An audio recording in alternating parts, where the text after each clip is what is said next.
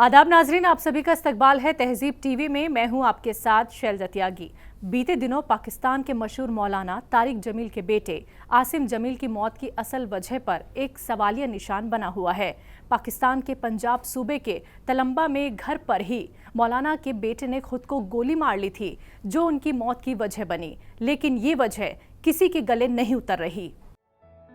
मुल्तान के regional police officer Suhail Chaudhry के मुताबिक तारिक जमील के बेटे आसिम जमील ने जिम में एक्सरसाइज के दौरान गार्ड से पिस्तौल छीनकर खुद को गोली मारी थी। पुलिस का ये भी कहना है कि सीसीटीवी में ये वाकया साफ कैद हुआ है। मौजूदा पुलिस अफसरों का कहना है कि वो इस फुटेज को फॉरेंसिक जांच के लिए भेज चुके हैं।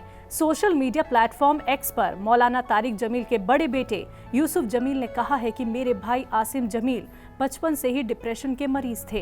पिछले 6 महीने से उनकी बीमारी मजीद खराब हो गई थी, जिसके बाद गार्ड से बंदूक लेकर उन्होंने खुद को शूट कर लिया।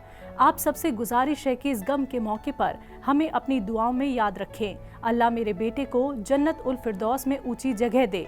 इस वाक़ये के बारे में पंजाब के आईजी पुलिस डॉक्टर उस्मान अनवार ने एक पूरी रिपोर्ट मुल्तान आरपीओ से मांगी है। पंजाब पुलिस के मुताबिक आईजी ने सबूतों और फॉरेंसिक रिपोर्ट की रोशनी में आसिम की मौत की वजहों की जांच करने के हुक्म जारी किए हैं।